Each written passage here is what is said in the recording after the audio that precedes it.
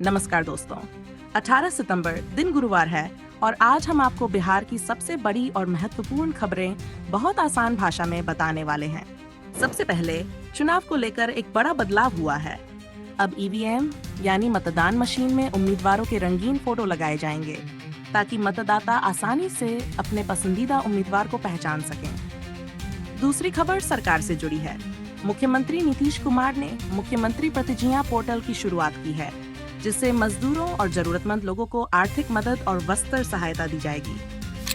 तीसरी बड़ी खबर राजनीति से जुड़ी है। महागठबंधन में सीट बंटवारे को लेकर तनाव बढ़ गया है और नेताओं के बीच बातचीत जारी है। और चौथी खबर संस्कृति से जुड़ी है। बिहार सरकार छठ महापर्व को यूनेस्को से मानवता की अमूर्त सांस्कृतिक धरोहर का टैग दिलाने के लिए प्रयास कर रही है ताकि इसे दुनिया भर में पहचान मिल सके। तो चलिए जानते हैं आज की ये अहम खबरें विस्तार से। आज 18 सितंबर दिन गुरुवार है और बिहार में स्कूलों की छुट्टी घोषित की गई है। मौसम विभाग ने भारी बारिश का अलर्ट दिया है और कुछ जगहों पर त्योहार भी मनाया जा रहा है, इसलिए बच्चों की सुरक्षा के लिए आज स्कूल बंद रखे गए हैं। अभिभावकों से कहा गया है कि वे मौसम का ध्यान रखें और बच्चों को सुरक्षित रखें। सबसे पहले पटना हाईकोर्ट ने कांग्रेस पार्टी को आदेश दिया है कि वह प्रधानमंत्री नरेंद्र मोदी की मां से जुड़ा नकली वीडियो सोशल मीडिया से हटा दे। ये वीडियो 10 सितंबर को डाला गया था। दूसरी खबर यह है कि पटना हाईकोर्ट के वकील कार्यवाहक मुख्य न्यायाधीश के कोर्ट का बहिष्कार कर रहे हैं। 2 वकीलों के साथ मारपीट हुई थी, इसलिए वे न्याय की मांग कर रहे हैं। तीसरी खबर रेल मंत्रालय से है। 2 नई अमृत भारत एक्सप्रेस ट्रेनों की शुरुआत की गई है, जो जोगबनी से एरोड और सहरसा से अमृतसर तक चलेंगी। इससे यात्रियों को यात्रा में आसानी होगी। चौथी खबर पटना मेट्रो से जुड़ी है। यहाँ खेमनीक स्टेशन का निर्माण हो रहा है। ये स्टेशन नई बस स्टैंड और बूटनाथ के पास बनेगा, जहाँ से 2 मेट्रो लाइन जुड़ेंगी। पटना में पुलिस भर्ती के लिए आवेदन करने वाले उम्मीदवारों ने आज प्रदर्शन किया। ये उम्मीदवार दरोगा और कांस्टेबल के पदों पर भर्ती में हो रही देरी और स्पष्ट जानकारी की कमी के खिलाफ विरोध कर रहे हैं। उम्मीदवारों का कहना है कि भर्ती की तिथियों का ऐलान समय पर नहीं हो रहा है और रिक्तियों की संख्या भी साफ नहीं बताई जा रही है।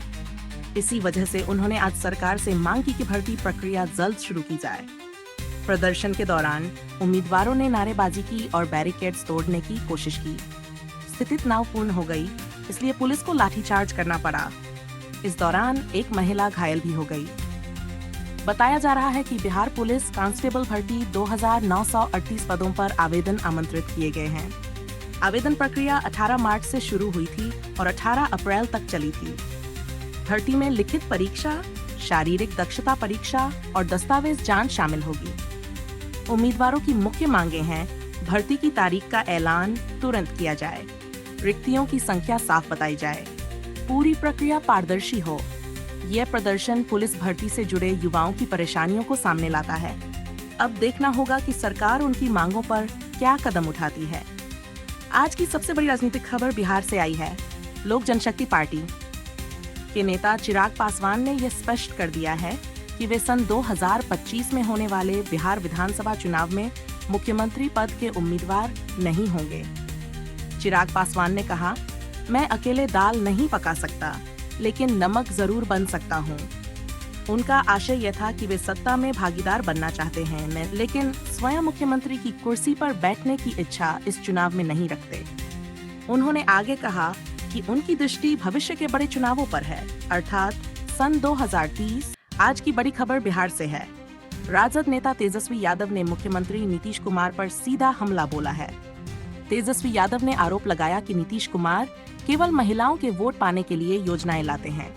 उन्होंने नीतीश कुमार को चीफ मिनिस्टर। तेजस्वी का कहना है कि नीतीश कुमार जनता को ठगते हैं और बिहार में रोजगार की कोई व्यवस्था नहीं कर पाए हैं। तेजस्वी यादव ने ये भी वादा किया कि अगर उनकी सरकार बनेगी तो बिहार में रोजगार के अवसर पैदा किए जाएंगे और पलायन की समस्या को खत्म किया जाएगा।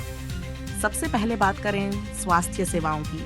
बिहार सरकार ने राज्य के विभिन्न जिलों में स्वास्थ्य सेवाओं को बेहतर बनाने के लिए 1000 करोड़ रुपए की योजना की मंजूरी दी है।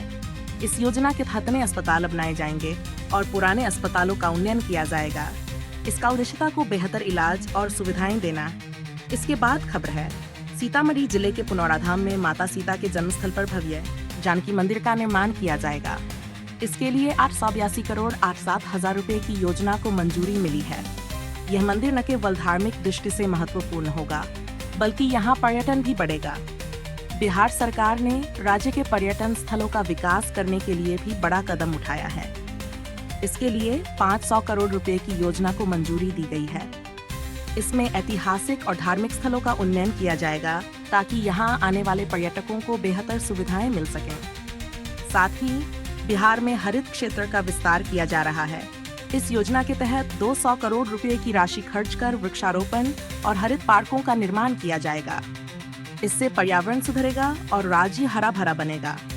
दोस्तों, इन योजनाओं से बिहार के लोगों को बेहतर स्वास्थ्य, धार्मिक और पर्यटन सुविधाएं और स्वस्थ वातावरण मिलेगा। ये सभी कदम राज्य के विकास और समृद्धि की दिशा में उठाए जा रहे हैं।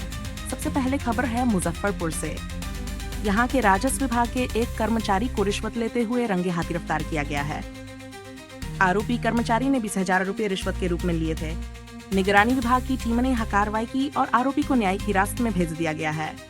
यह कार्रवाई भ्रष्टाचार पर लगाम लगाने की दिशा में एक महत्वपूर्ण कदम है। वही दूसरी बड़ी खबर है कांग्रेस पार्टी की। आगामी बिहार विधानसभा चुनाव के लिए पार्टी ने 7 सीटों पर चुनाव लड़ने की योजना बनाई है। पार्टी नेताओं का कहना है कि वे केवल उन सीटों पर उम्मीदवार उतारेंगे जहां जीत की संभावना अधिक है। सीटों के बंटवारे पर अक्टूबर में और चर्चा होने की संभावना है। दोस्तों, ये दोनों खबरें ये दर्शाती हैं कि बिहार में राजनीति और प्रशासनिक क्षेत्र दोनों में महत्वपूर्ण बदलाव और घटनाएं हो रही हैं। यही थी आज की बड़ी और महत्वपूर्ण खबरें। जुड़े रहिए हमारे साथ, हम आपको हर खबर बहुत आसान भाषा में बताएंगे।